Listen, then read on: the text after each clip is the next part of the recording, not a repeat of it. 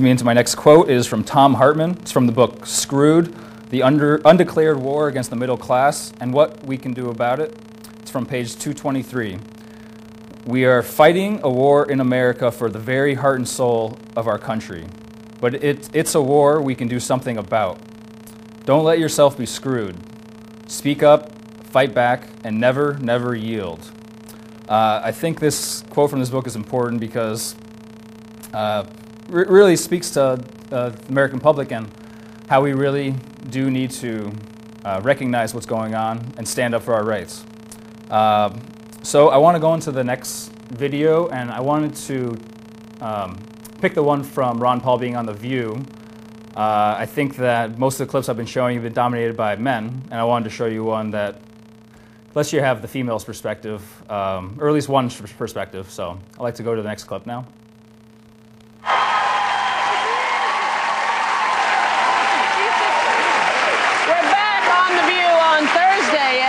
You have something to say. Well, the other night, I wasn't on the show yesterday. I hope you missed me. We did. But Kathy Griffin was very funny and adorable. Kathy was great. I watched the show later, but she was terrific.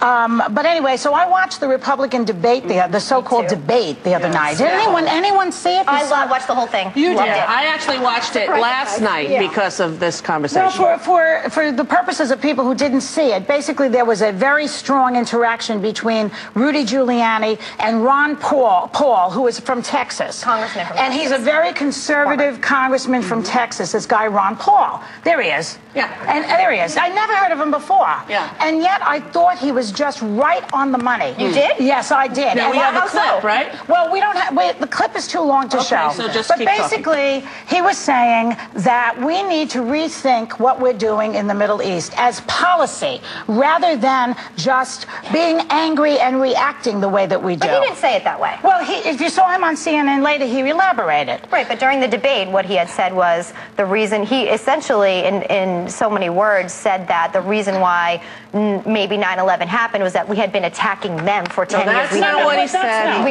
That's what I'm saying. That's people interpreted what he's saying. That's how Rudy Giuliani interpreted it. He did say we have been there for 10 years. Didn't he say that? He said over there for 10 years. But he also says, that we are building bases, 14 permanent bases in Iraq now. He says, what would we say if China was doing this in our country or in the Gulf of Mexico? Would we be objecting? We need to look at what we do from the perspective of what would happen if somebody else did it to us. That's all he's saying.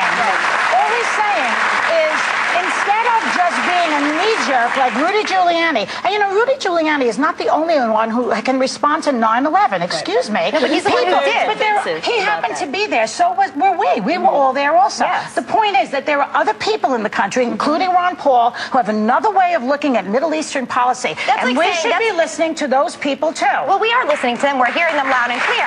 However, Let Elizabeth speak. A couple of things struck me as interesting. I'm the moderator. Number one, he seemed to. Do you agree with him?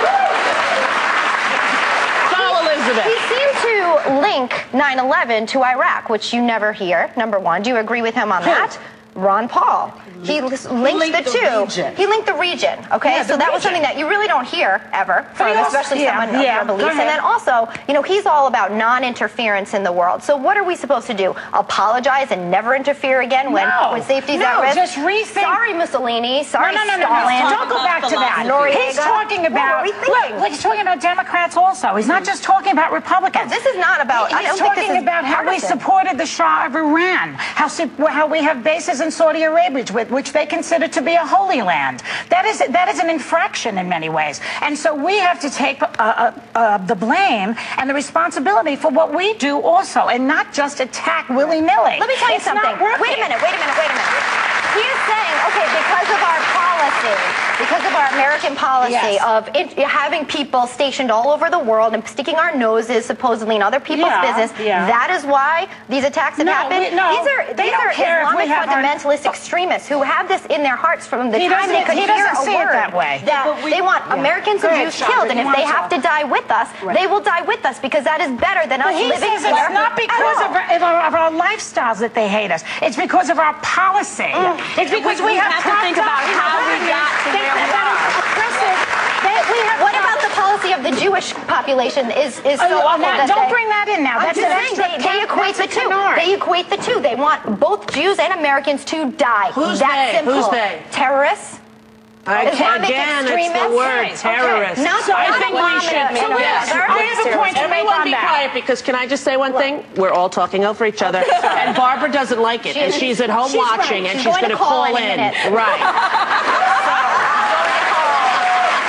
Now, Chandra, what do you have to say about it? Bottom line is, you have to sit back and think about how you got to a place. Because we are reacting, because that's what we have to do. But in that reaction, we also have to say, wait a minute, obviously something needs to change so that we're not having to be on this defense or on this offense. So we have to take other cultures, other things into consideration. I'm not saying take terrorism into consideration, but there's a logic. Somebody has a logic. There's no logic to terrorism in my mind. You wouldn't have all of these children here with this brainwashing, doing the things that they do, growing up the way they grow up, and making the decision to die for something if it didn't mean something to them. You have to figure out what that is. I don't think there's any logic behind that, though. I'm just not a person who believes that there should be any logic.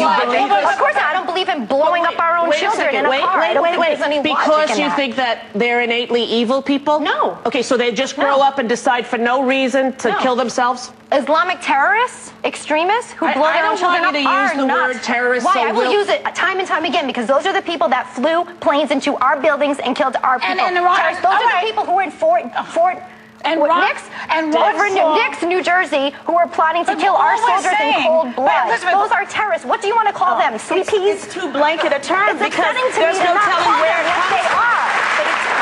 What is a murderer? A nice guy is a murderer. What should we come up with another conversation for these people? The point of the conversation is that there is a policy that we're talking about here. Not just we hit you, you hit us. Also, the other thing about terrorists, you use the word terrorist. We were attacked when they run into our buildings and kill our people. Yes, we agree with you. Nobody's saying Why can't I use the word then? Can I ask you a question? Wait a minute. No, Joy, I haven't said anything. You haven't.